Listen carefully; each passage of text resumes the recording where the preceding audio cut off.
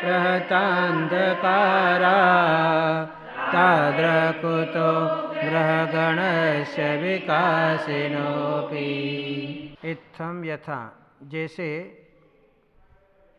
तब विभूति अभुज जिनेन्द्र, हे जिनेन्द्र देव, आपकी जैसी विभूति हुई थी धर्मोपदेशन विधौ, धर्मोपदेश के समय में, न तथा परस्य, वैसे विभूति अन्य की नहीं हुई।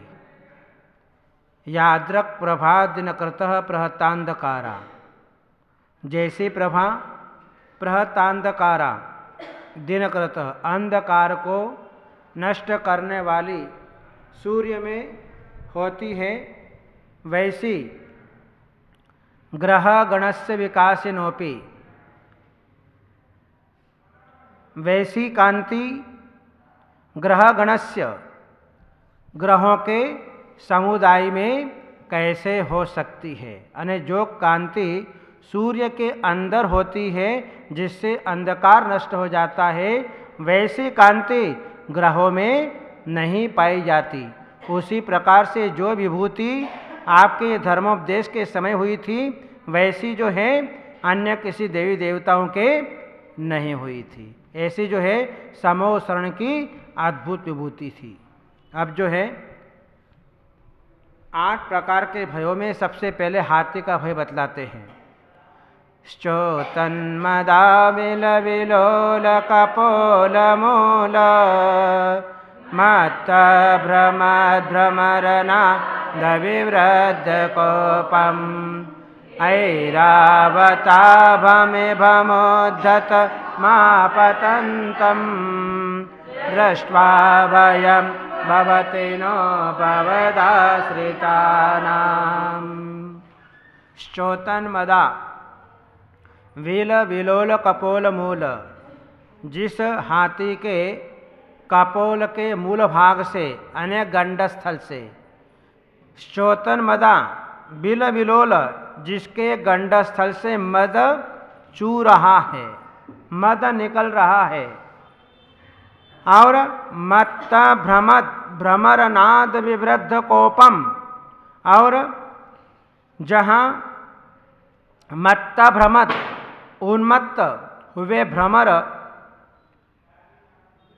जिसके नाद विवृद्ध कोपम, जिसकी आवाज से, विवृद्ध कोपम, जिसका कोप बढ़ गया है, ऐसा ऐरावताभ इभम उद्धत, ऐसे ऐरावत हाथी के समान उद्धत होता हुआ हाथी आपतंतम, सामने से आ रहा है।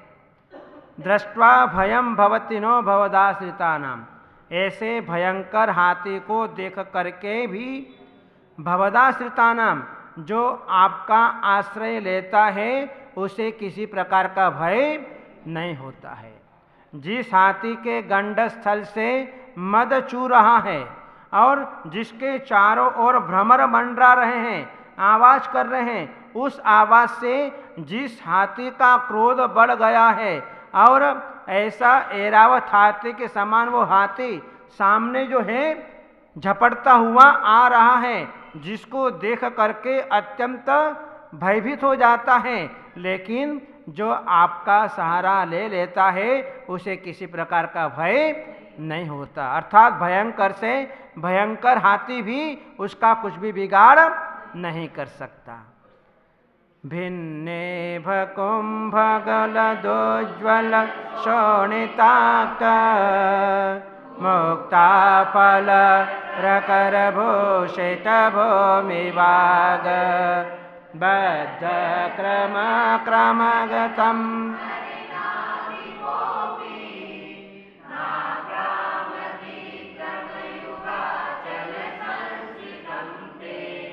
भिन्नेभ कुंभ गलद उज्ज्वल शोणिताक्त, जिसका कुंभ विधारण कर दिया है, यानी जिसका मस्तक का जो भाग है यह गंडस्थल कहलाता है, इसके भाग को जिसने चीर दिया है, और गलद उज्ज्वल शोणिताक्त, और जो है उज्ज्वल है और जो खून से रक्त है, ऐसे मुक्ता फल प्रकर भूषित भूमि भाग, ऐसे मुक्ता फल ने मोती, मोतियों के समूह से जिसने पृथ्वी के भाग को विभूषित किया है, ऐसा बद्ध क्रम क्रमगतम हरिणाधिपोपी, हरिण अधिपोपी, हरिण का राजा मतलब सिंह, सिंह जो है बद्ध क्रमम ऐसा छलांग मारता हुआ, क्रमगतम जो आपके चरणों में बैठा हुआ है, नाक्रामति क्रमयुगाचल संसृतम ते, जिन्होंने आपके चरण युगल का आश्रय ले लिया, वह सिंह भी उल्लंघन नहीं कर सकता, यानी अर्थात उसे सिंह का भी भय नहीं होता है। कल्पांत काल पवनो धतवान् कल्पम, दावानलम ज्वलितमोज्ज्वलमस्फुलिंगम, विश्वं जिघस्सुमिव सम्मुखमापतन्तं, त्वन्नाम कीर्तन जलम शमयत्यशेषम्। कल्पांत काल पवनोत वन्य कल्पम, कल्पांत काल की वायु से उद्धत अग्नि का समूह, दावानलम ज्वलितम उज्ज्वलम उस्फुलिंगम, जो दावानल की अग्नि जिसमें उत्स्फुलिंगम जिनमें से चिंगारियां उठ रही है, और विश्वम जिगस्सुमिव संपूर्ण विश्व को, जिगस्सुम इव सम्मुखम आपतंतम जो भक्षण करने के लिए तैयार है, ऐसा दावानल ऐसी अग्नि भी तन्नाम कीर्तन जलम शमयत्य शेषम, आपके नाम रूपी कीर्तन जल से शमयति अशेषम संपूर्ण रूप से शांत हो जाती है। अर्थात जो आपका नाम लेता है तो भयंकर अग्नि भी उसका कुछ भी बिगाड़ नहीं कर सकती। इस प्रकार से जो है यहाँ पर 8 भयों में हस्ती भय, सिंह भय और दावानल अग्नि का भय उस प्राणी को नहीं होता। जिनेंद्र भगवान की जो विभूति होती है हर किसी के पास में नहीं होती, चक्रवर्ती के पास में भी नहीं होती, बलभद्र नारायण आदि के पास में भी नहीं होती, क्योंकि तीर्थंकर प्रभुओं की जो विभूति होती है अद्वितीय विभूति होती है, समो शरण की विभूति। और वो समो शरण की विभूति जो है केवल तीर्थंकर प्रभु के अलावा अन्य किसी के भी नहीं हो सकती है। समो शरण की विभूति अष्टमंगल द्रव्य, अष्ट प्रातिहार्य, धर्म चक्र और जो है 8 भूमियाँ, चैत्य भूमि, खातिका भूमि, लता भूमि, उपवन भूमि, ध्वज भूमि, श्रीमंडप, ऐसे जो है 8 भूमियाँ होती है। वे 8 भूमियाँ जो है जहाँ केवल तीर्थंकर प्रभुओं के ही होती है और जहाँ पर नृत्यशालाएँ अनेक प्रकार के देव देवांगनाएँ उस समो शरण के अंदर जो है नृत्य करते हुए दिखाई देते हैं, क्योंकि समो शरण के अंदर अनेक जीव जाते हैं। अनेक जीवों में कुछ जीव ऐसे होते हैं जिनको भगवान से कोई मतलब नहीं, वो केवल मात्र उन नाटक आदि को देख करके, नृत्य आदि को देखने में ही मस्त हो जाते हैं, भगवान के समो शरण तक 12 सभा तक पहुँच ही नहीं पाते। ऐसे जो है समो शरण होता है। और उस समो शरण में कोई फिल्मी तर्ज नहीं होती, वहाँ पर जो है कोई पिक्चर का गाना नहीं होता, वहाँ पर जो है किसी प्रकार की अश्लीलता नहीं होती है। वहाँ तो जो है उस समो शरण के अंदर केवल मात्र तीर्थंकर भगवान के पूर्व भव संबंधी और तीर्थंकर भगवान का ही गुणगान होता है। उस गुणगान को सुनने के लिए कुछ जीव तो हैं वहीं पर रुक जाया करते हैं और जो समो शरण 12 कोठों से युक्त होता है, जहाँ पर धूली साल कोट, जहाँ पर 4 द्वार होते हैं, पूर्व पश्चिम उत्तर दक्षिण। 4 द्वार क्यों होते? समो शरण के अंदर 4 द्वार इसलिए होते हैं कि चारों दिशाओं से भव्य जीवों का आगमन होता है, इसलिए 4 द्वार भगवान के समो शरण में होते हैं। और भगवान के समो शरण में देवी देवता भी आते, तिर्यंच भी आते, मनुष्य भी आते, लेकिन देवी देवताओं के पास में शक्ति है कि वो समो शरण को लांघ करके आ जाएंगे? नहीं, देवी देवता भी जो है, जो द्वार बने हैं उन द्वारों में से प्रवेश करते हैं, और जो है उन द्वारों के पास में जो है पैर धोने के लिए पानी भी होता है, पानी बहता रहता है।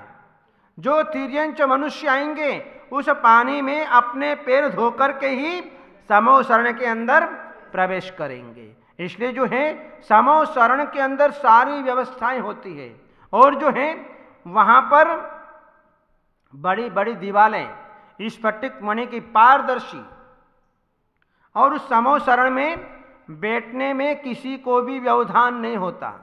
तीर्थंकर प्रभु का ऐसा अतिशय होता है। तो जहाँ उस समो शरण मंडप के अंदर 1000 स्तंभ वाला महोदय नाम का मंडप होता है, जहाँ पर अनेक प्रकार के मुनिराज होते हैं। अवधि ज्ञानी, मनय परिज्ञानी, केवल ज्ञानी, विक्रिया रिद्धिधारी, चारण रिद्धिधारी, अनेक प्रकार के मुनिराज वहाँ पर होते हैं। कोई मुनि तपस्या कर रहा है, कोई ध्यान कर रहा है, कोई चर्चा कर रहा है, कोई समाधान कर रहा है। अलग अलग प्रकार के मुनिराज जो हैं आगंतुक आने वाले श्रावकों के लिए जो है उनके साथ में चर्चा, उनकी शंकाओं का समाधान उस मंडप में बैठ करके किया करते हैं। ऐसा जो है वह महोदय नाम का मंडप होता है, जहाँ समो शरण के अंदर 12 कोष्ठ होते हैं।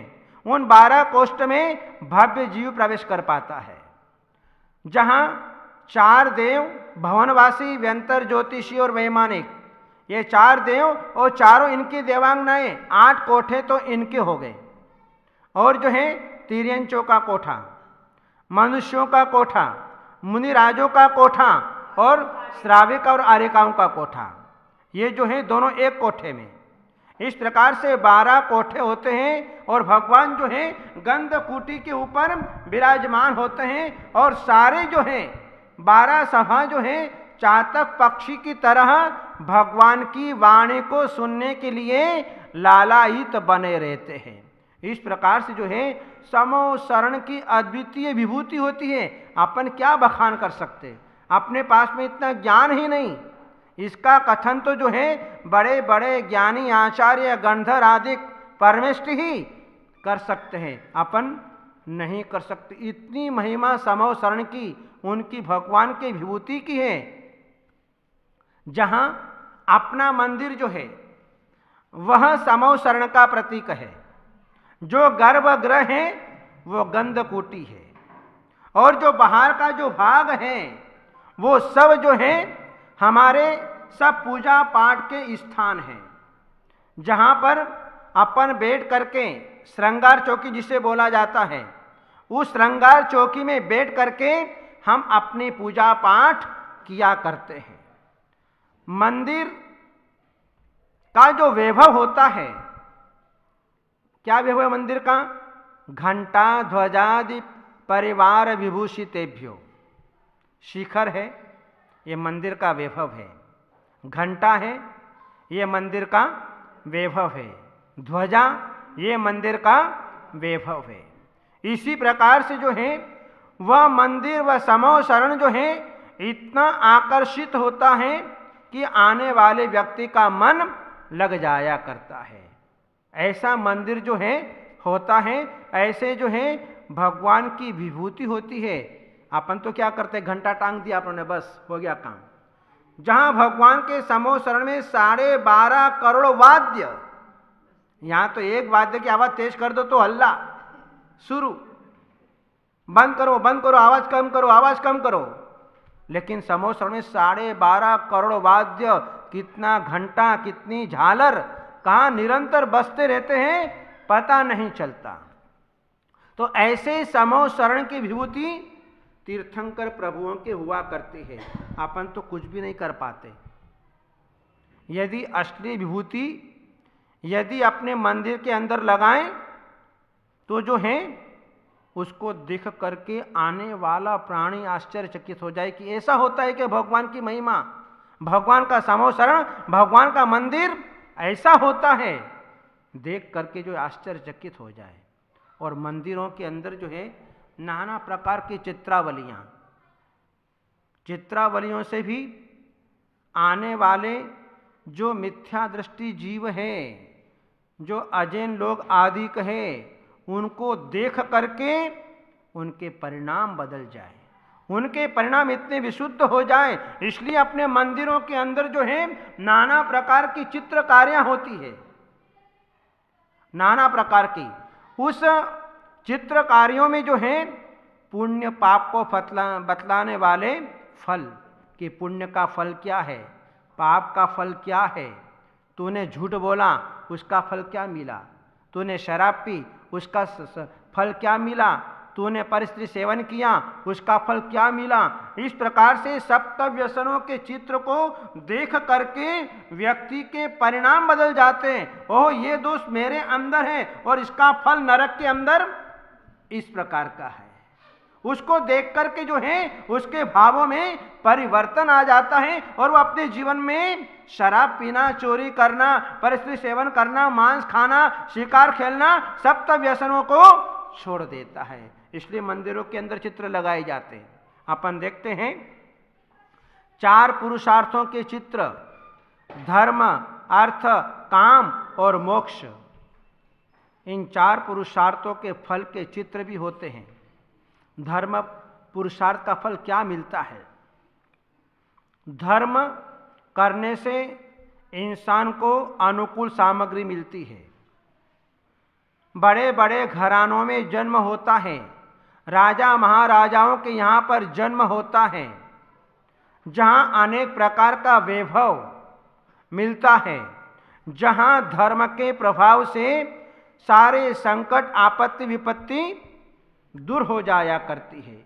ये सब जो है धर्म पुरुषार्थ करने का फल जब वो देखता है कि देखो धर्म का फल इसको ऐसा मिला, और अधर्म का फल दुखदायक सामग्री की प्राप्ति होना, जहाँ खोटा परिवार, शराबी परिवार, व्यसनी परिवार, ये सब अधर्म का फल, ये सब पाप का फल है। जब उन चित्रों को देखता है, धर्म और अधर्म के चित्रों को देखता है, तो उसकी आत्मा कंपायमान हो जाती है और विचार करता है कि अपने नगर के अंदर फलाना व्यक्ति, फलाना सेठ आज जो इतना करोड़पति है, अरबपति है, ये सब उसको धर्म से मिला। और जो है मैं दुखी हूँ, मैं गरीबी हूँ, आज मेरे संतान नहीं है, संतान मिल गई तो विकलांग संतान मुझे मिल गई है। इस प्रकार अपने मन के अंदर विचार करता है और अपने जीवन में पाप को छोड़ने का विचार करता है।